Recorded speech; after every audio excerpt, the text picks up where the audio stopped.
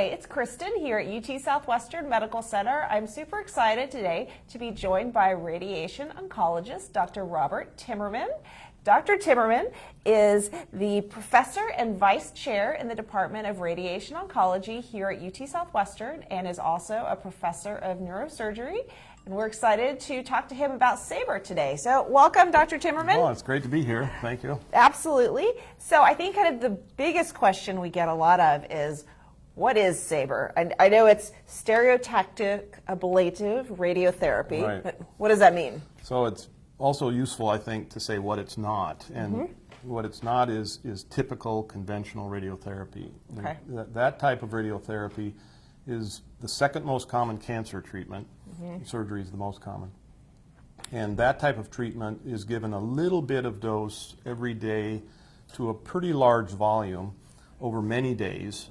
And so the patients end up spending a lot of time with us, usually 5 or 6 weeks of daily treatment. This is almost the polar opposite. This is, instead of a large volume, most of which would be normal tissue, we use technology to try to really focus the beams of radiation against the tumor. And then instead of giving a little bit of radiation, we give a whole lot of radiation in each treatment. And that causes the tumor to really undergo a horrible upheaval, which we have no sympathy for. But You shouldn't. then instead of a sort of biologically trying to differentiate normal tissues from the tumor, which is what the conventional treatment does, normal tissues are better at repairing that little bit of damage. We just use technology simply not to hit the normal tissue. Okay. And it's really transformed the field in many ways. The treatment is now more like surgery. And we like to be more like surgery because surgery is still the most curative treatment for cancer.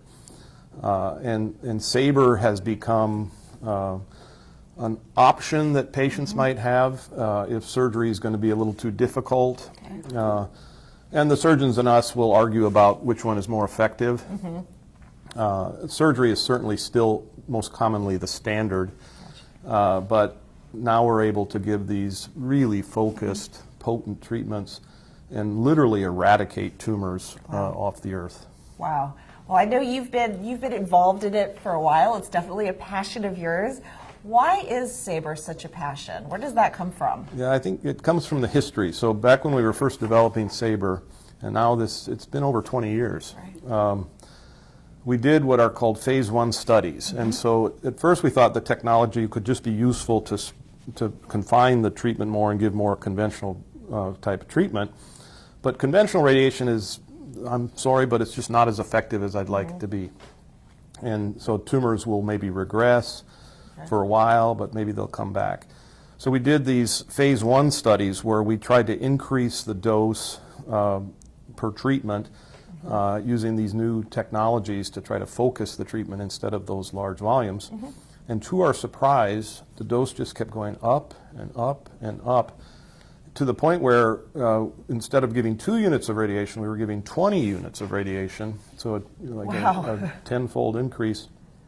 And at that point, we thought we're onto something because I wouldn't have thought the body could tolerate that. I'm not saying SabR is totally safe. I mean, there are some risks that you take, but we were able to give doses of radiation that never before could have been conceived of. And that caused a great deal of excitement, of course, and rightfully a great deal of skepticism. And some of the most skepticism came from radiation doctors. Because physicians, as a rule, this is tongue-in-cheek, but they like the world the way it is. If they're really good at something, they like to do that something and not hear about new things all the time. Fortunately, in places like I've worked, new ideas are embraced, and so it took a lot of data, experiences to show these skeptical people that this wasn't just so dangerous. Okay.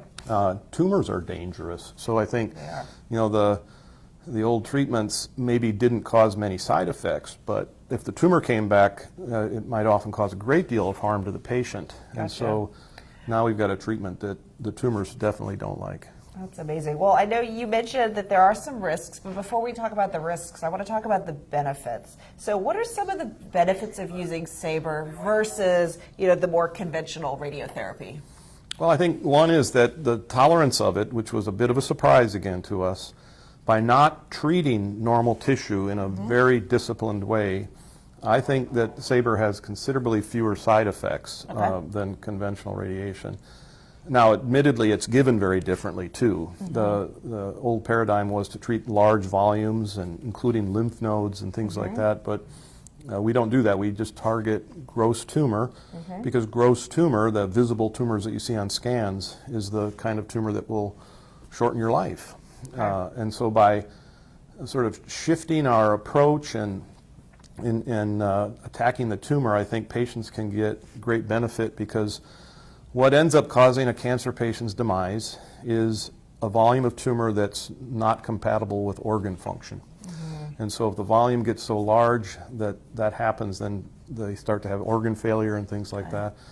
And we just keep them from getting that as long as we possibly can. Or, more importantly, we're curing patients to a degree that we've never cured before. And so that's exciting. That is terribly exciting. I know everything I've read about SabR is really groundbreaking, and that the advances that have been made in the past 20 years are amazing. So I know I'm starting to see some questions coming in. I'm glad you all could join us today. Remember that to leave your questions in the comments thread, and we will get to them as they come in. So we've got some on the list already. I'm going to start with this one from Christy. And how do patients or their providers or their loved ones find out where to get this treatment? Is it available everywhere? Do you have to come to UT Southwestern? Well, our group was one of the early groups that first did it in the United States, but the important therapies are ones that are available to where the patient actually gets treated. And so you can have some boutique therapy that you have to travel a great distance for to get. But we realized early on that if we really think this is going to make a big impact, we have to disseminate it. And so I'm happy to say that in Texas today, you could get this treatment in most counties across the state of Texas. And of course, people will have a variable level of experience depending on where they're at, but the patient should just ask. I think a lot of times you have to be your own advocate. So if somebody recommends, if you've got a tumor and there's big surgery pending, you just might ask, could SabR be used as an alternative to surgery? Or if you're facing metastasis or something like that, and they've told you, well, we're going to give you a drug, but it probably will only slow it down for a little while and give you really bad odds of beating it, then ask and say, could SabR be used to treat these metastatic tumors? And those are the two big areas where I think patients could really benefit as an alternative to surgery, or an option to surgery. Surgery is very good, don't get me wrong, but also in treating metastatic tumors. Okay, so patients need to really be their own advocates. I think so. I wish it wasn't always that way, but I think you just have to ask and press. I think that's fair. So we've got another question here from Raina, and it's Dr. Timmerman. How do you protect the normal tissue from radiation, and how precise is the SabR technology? So the dose will go from the 20 units of radiation that I talked about to maybe half that in about a centimeter. And so if you're in the lung, for example, you were born with way more lung than you actually need. And I'm not trying to be cavalier, but those types of organs that are like the liver and the lung and the kidneys, all the left lung's doing the same thing as the right lung. You have an enormous redundancy of tissue that you were born with. Now, if you smoke, you're going to lose that reserve faster than if you don't. But the point is that extra centimeter probably will be lost, but it's still dramatically less than what surgery would be in terms of, because when they take out a lung tumor, for example, of surgery, they usually take out the whole lobe. And then if you had conventional radiotherapy, it's just dramatically smaller in volume that you would lose. Now, if you're against a tube or a wire, so if the tumor's right next to the esophagus, for example, that becomes more problematic. And we usually have to give a few more treatments. Sometimes we like to give one if we can, but we'll give up to 5. And then you're getting some of that fractionation effect that I described at the beginning. Okay. But it is more difficult to treat next to those types of organs. And then you just really have to think about how that tissue will heal. Surgeons use this calculus every time they operate. A surgeon injures your body every time they operate. They cause an incision, they remove tissues, they have to put it all back together. And so surgeons are always thinking about, will this patient be able to heal from the surgery that they're about to endure? Classically, with radiotherapy, we never thought that way. We just would never cause such a potent treatment that would ever injure somebody. Consequently, we didn't cure as many people as we could. Now we have this tool that can cure, can totally eliminate tumors, and now we have to think about the injury, whether or not it will heal or not. Just like the incision, you hope the incision will heal. You make sure it's not too tight. You make sure it's not it's clean. We have to think the same way now with SabR. Okay, good to know. Thank you for joining us, Rania. Excuse me. It's a great question. We've got one here from Rick. Thank you for joining us. He is saying the American Cancer Society recently announced the biggest one-year decline in cancer deaths. What role have the advancements in radiation oncology played in reducing cancer deaths? So the most curative treatment by far for cancer is surgery. And the press there would be to get it at earlier stages, because surgery is going to be more useful at earlier stages. The second most curative therapy is radiotherapy, and a fairly distant third is drug therapies. Now, that said, there's a lot of room for improvement for drug therapies, and I think much of the improvement that we've seen in survival has been innovations in systemic therapy like immunotherapy and targeted therapy, and so they deserve a lot of credit. Those, of course, are also by far the most expensive therapies. And the way those therapies still fail is their ability to control visible tumors. So if you come to a doctor, you have a tumor in your lung, a tumor in your liver, they can see it on a scan, they take the immunotherapy. The most common outcome would be that it would maybe regress for a while but eventually start to grow again. In other words, the failure of the ability of those drugs to control gross disease. So this is why a local therapy that is fairly well tolerated, like SabR, can work in concert with these drugs, because what we're good at, they're not good at, and vice versa. If we target a tumor in the lung or the liver, we're not targeting any microscopic tumors elsewhere in the body, but the drug is. And if they try to target the lung and the liver, they're not very likely to control it, and we are. So I think these are very synergistic therapies, and that's been the effort of most of our research in recent years. Okay, good to know. Great question, Rick. We're glad you can join us. Here's one from Mary, and this is actually a question I had. I'm glad you asked. Are there specific parts of the body that aren't appropriate for SabR, or is it something that can be used everywhere? So the early work we did, which really opened our eyes, were in these organs like the lung and the liver that are sort of monotonous.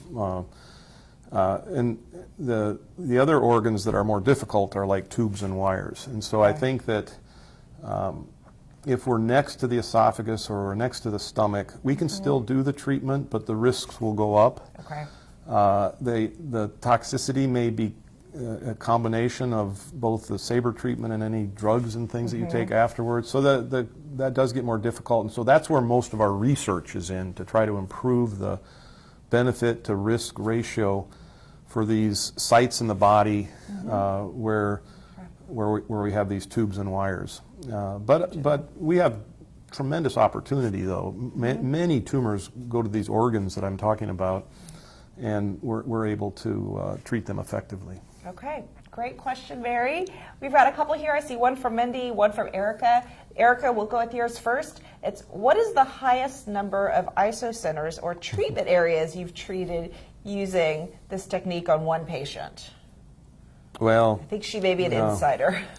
Yeah, the isocenter is the where the machines are pivoting around to try to focus on a tumor.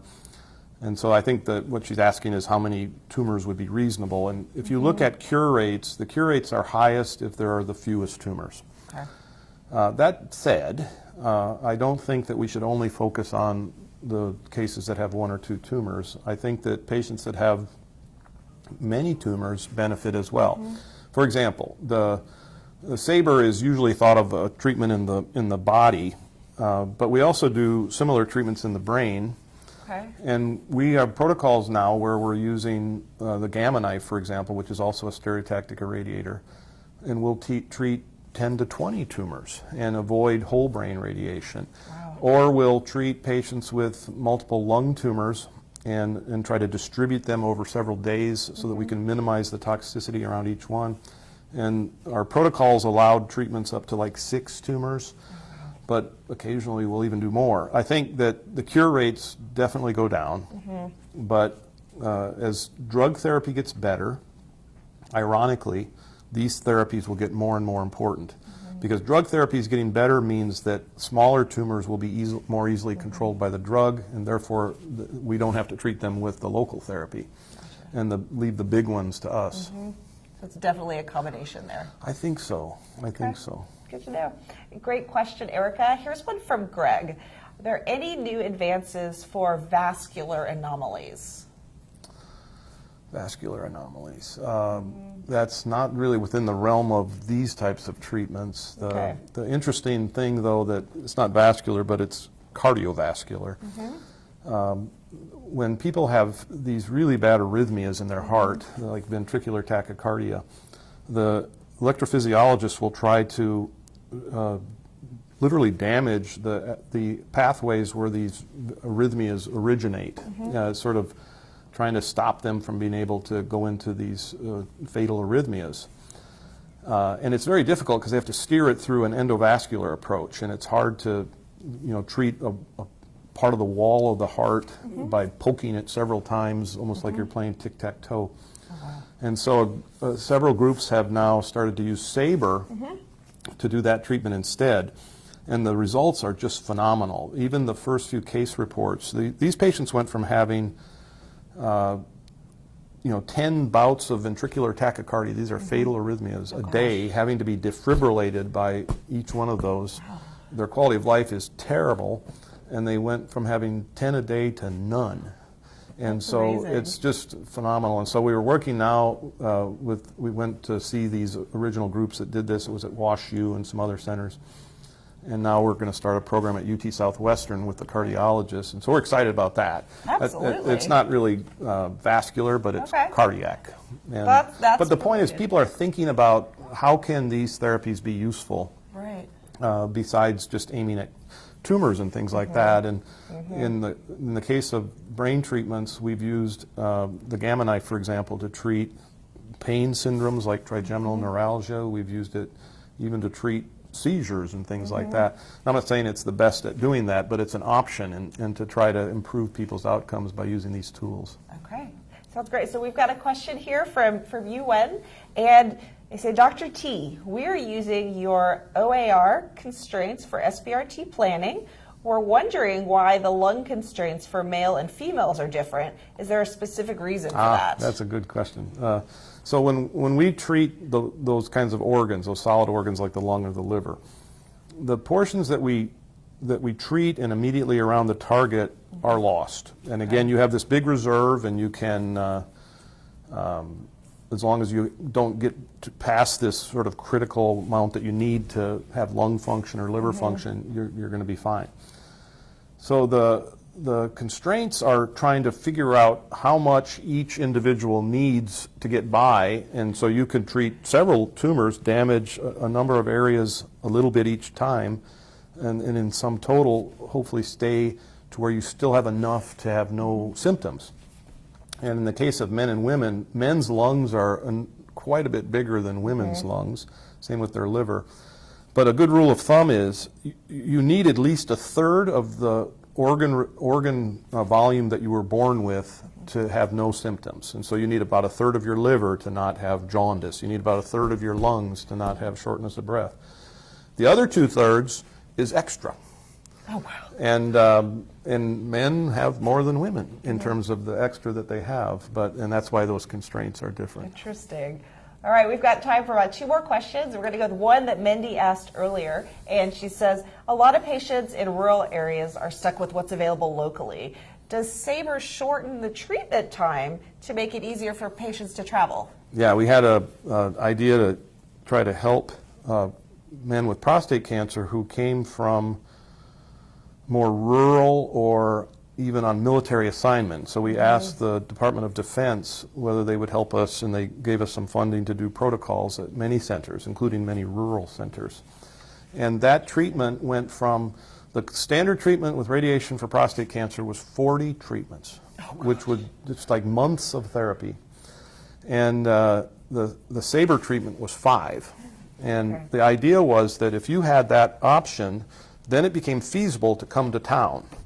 Whereas if you are living in a rural area, coming to town 40 times during harvest season is not going to be feasible. Going to town to get a surgery for your prostate cancer and being dinged up for the next 2 months, that's not feasible.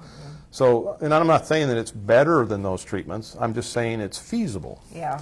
And I think that convenience can be whether or not you can make a living or not. Yeah.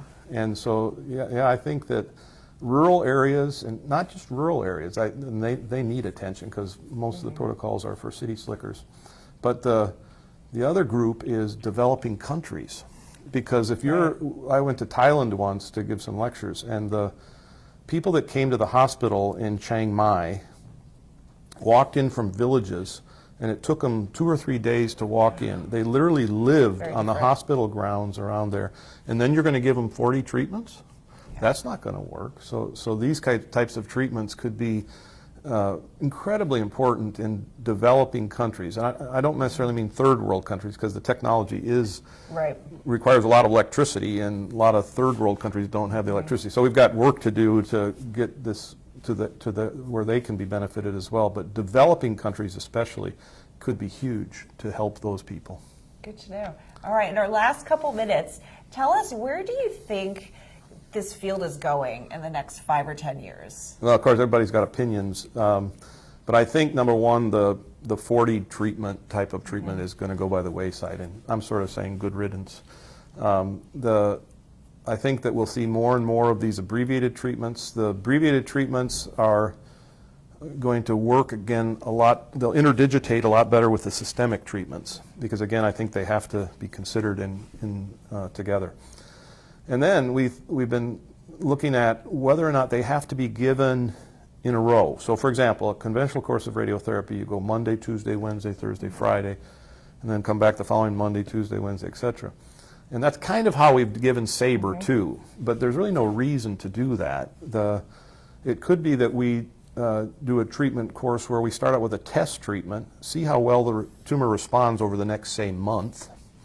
If the tumor is just really shrinking fast and all the other markers of malignancy look like it's taken a big hit, then maybe the next treatment could be a little less potent, or maybe the total number of treatments would only be 2 or 3.